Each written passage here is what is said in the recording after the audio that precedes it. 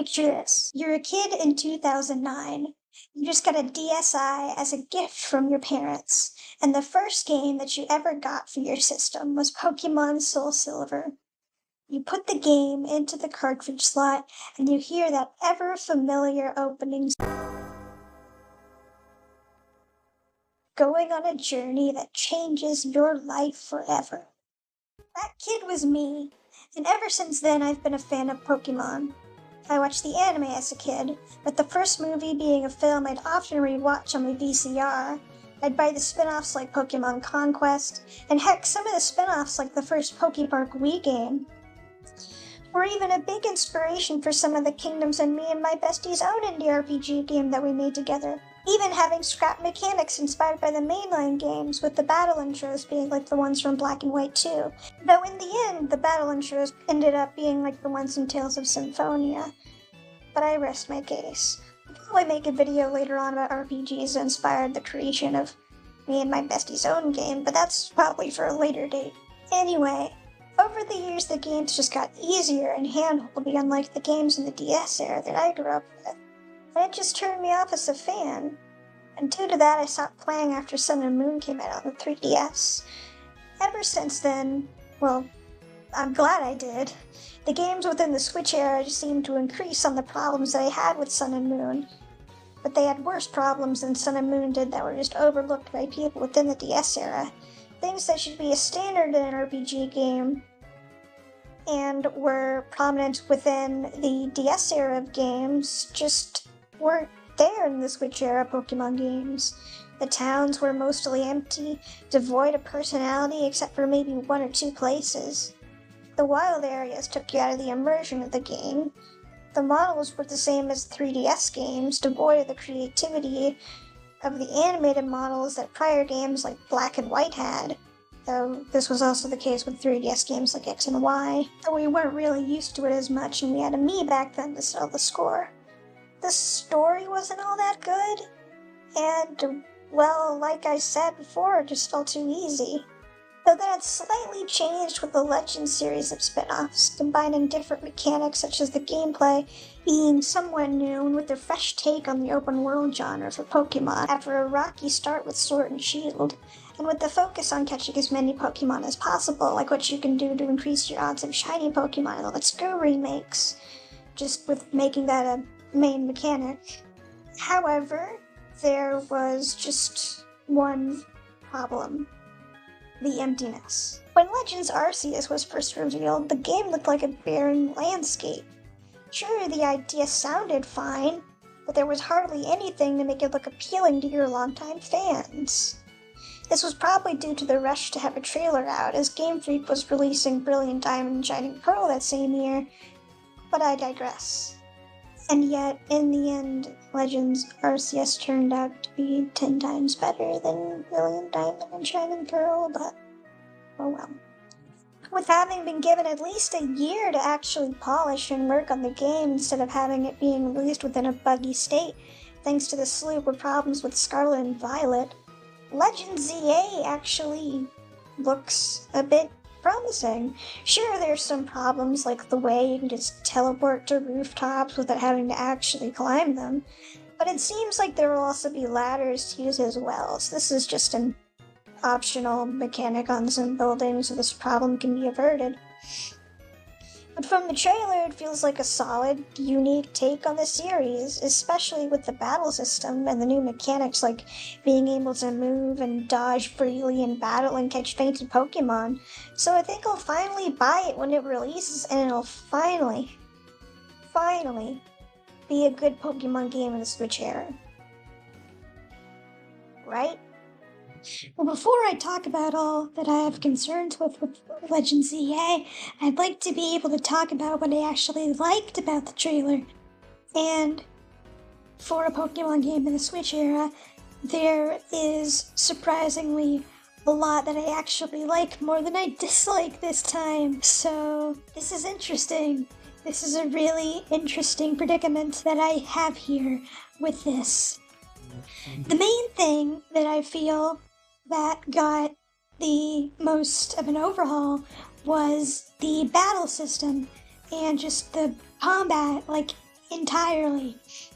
Because, like, now, not only can you be able to actually see the battle take place with your Pokemon like how it was in Legends Arceus, you can actually be able to move around and dodge during battle so that it at least feels more immersive than how it was back in, say, like, Brilliant Diamond, Shining Pearl, Sword and Shield, Scarlet and Violet a little bit, you know. But like the main point with like at least the prior games prior to the ones on the Switch era was that you'd be able to, like, you know, actually imagine the battles taking place. And with how far we've come with Legends ZA, you actually get to see it and actually partake in the battle itself. Like how you would in the anime or in spin-offs like Pokepark Weave, for example. To add on to the battle system, not only can you be able to actually move around in Pokemon battles now, but you can finally catch fainted Pokemon. This is huge. I mean, sure, it's possible that you only have a small little window of time to actually catch them, but still, this is really huge. I really, really like that they added this in. Like, wow! It's about time! We should have done this ages ago! Genuinely though, that is a really interesting mechanic, and I'm really, really glad that they added it in. If I'm not mistaken, fainted Pokemon would have also been caught in the anime as well. So I find it really interesting how they're not only going to be like the anime for the battle system with you having to be able to like move around and dodge and all that, but you're able to catch fainted Pokemon like you could in the anime. And it's really interesting how they're finally making the mainline games be more like the anime. And I really like that. We haven't had that since like Yellow or some spin-offs. And I'm really glad that that's happening. I honestly feel like that should be something that happens more often, but oh well. I'm really glad that we got it this time.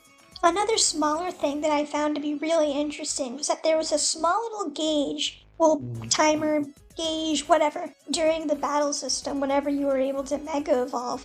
And there was actually a little timer there, so that having your Pokemon out of battle being Mega Evolved wouldn't be like a thing, I presume? Which is like fine. Like, honestly, I feel like that would be preferred, because if you were to have your Pokemon out of battles being fully Mega Evolved still, yeah, you'd be able to actually like plow through the game, and I really wouldn't want that for the sake of challenge. And I really like that Game Freak did that for the sake of challenge and difficulty within the game. But the last thing that I found really interesting was the fact that Chikorita had a dual type, that being a grass and fairy type. But I'm wondering if the other starters, like Totodile and Tepig, would also have those dual types as well. If I were to say what the dual types for Totodile and Tepig would be, I'd probably would think it would be water and dragon for Totodile, and fire and fighting for Tepig, like Incineroar was. But we wouldn't really know until the game would actually release. But those are just my guesses. Those are just my two guesses. I really hope they're right. Even though there were a lot of positives from what we've seen in the trailer, I'm still a little bit hesitant giving the track records in the past. Yeah, so I have a few small problems with Legends EA.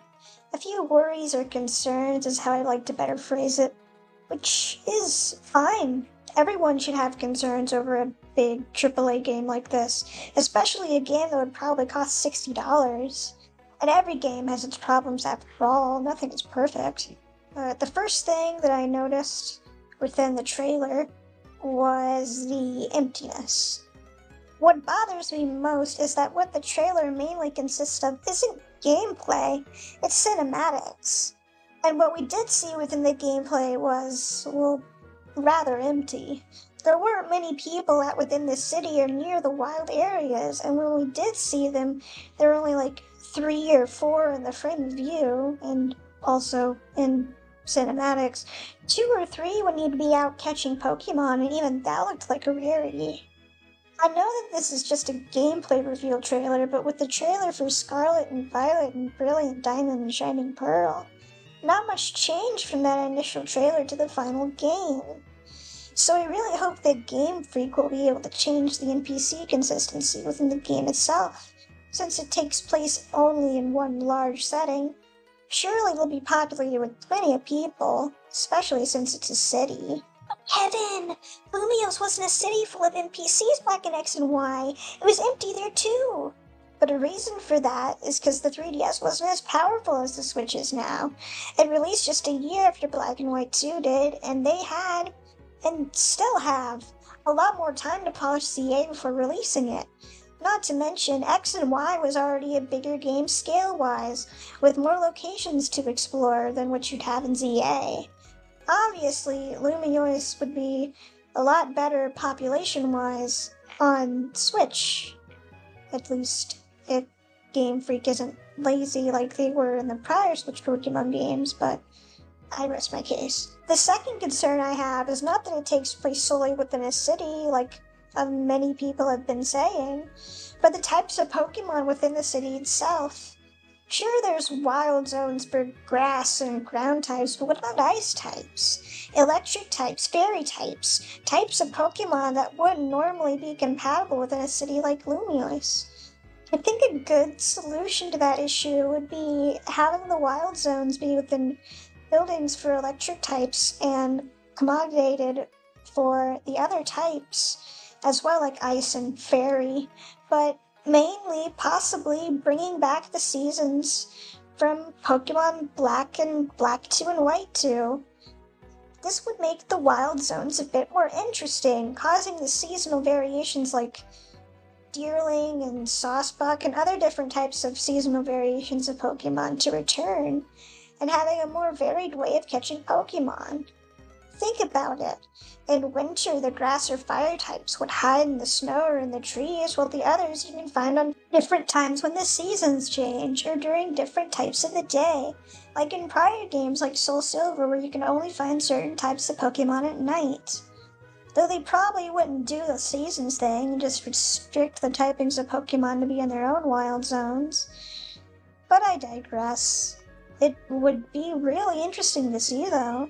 Even though I have a lot of positives, I don't really want to, set my hopes up too high, because what if ZA actually turns out to be some of the rest of the games have been in the past with the emptiness and all that stuff. Even though from what I've seen, it probably won't be as bad as the last few games of the Switch era, given that they were able to take a year off and actually be able to work on the game and polish the game and, all that sort of thing. But given that I have a lot more positives to say from the trailer than concerns, even though those concerns are quite big, but that gives me a lot more hope than I would have had if we were to not be able to have a year off. So, if anything, I'm really glad that Game Freak was able to actually, take a year or so off from releasing a game every year. And with the Switch 2 coming out and everything, honestly, I feel like these are for the best, this should probably happen more often, if anything. If we're going to have a good Gen 10, then we should probably let Game Freak be able to take a few years off from releasing games every year. That's my personal opinion. I really hope that they would be able to keep doing stuff like this in the future because ZA looks actually really nice. Mechanically speaking, it looks really nice. Graphics are, well, they're a lot better than Scarlet and Violet's graphics. I don't see why people are comparing them when they're nothing alike. Besides, Pokemon doesn't really need to be a graphically big game series anyway. Like, it's not like Xenogears, even though Xenogears is the direction that at least the HUD menu for the battle system is heading. But what I'm trying to say is that Pokemon games aren't normally hundreds of hours long games like, for example, Xenogears, Xenoblade. Did I say Xenogears? I'm thinking of the better game, I'm sorry. And when there's graphically big games like Xenoblade or Tears of the Kingdom, they're going to cost more storage, which in turn is going to cost you as a consumer more money, and we do not need for Pokemon games to cost $70 in the future. I'm just saying. I don't blame some of the fan base for wanting better graphics, but still, if you guys get better graphics, we're going to have games that will cost $70 in the future, and with Pokemon having 2 separate versions of games each, I don't think we'd want our games to cost $70. I'm just saying. But anyway, that's all that I really have to discuss on that topic, from the trailer alone at least. If you guys liked what you saw in me and my bestie's game, then I recommend you checking it out. It's free on Steam. It's a 20 to 30 hour long RPG depending on your reading speed, and like the RPGs of the PS1 era, it will give you a challenge and will make you use your brain. So I will link it down in the description below and in the comments. And if you guys do have any other concerns that you think would be good to discuss, then speak of them in the comments. I am all here to hear about it. Please don't be hostile in the comments. I've been a fan of Pokemon since 2009, and even though I'm not as big as a fan as I used to be way back during the DS era and in the early 3DS era, I know how hostile the Pokemon fandom can get, so please, I beg of you, don't be rude to other people. Thank you. But, that's all I really have to say on the topic from the trailer alone. I really hope you guys are really liking these different styles of videos. Now that my web show is ending and me and my bestie's game has been released, I would like to be able to make other kinds of content about things that interest me and things that I really like or would really like to talk about. So I really hope that you guys are liking what I'm doing with these types of videos, and hopefully you guys want more of it. I really like making these types of videos. I really like being able to speak my mind about things and talk about things that interest me, and I really hope you guys like that too. Anyway, see you guys around, I guess.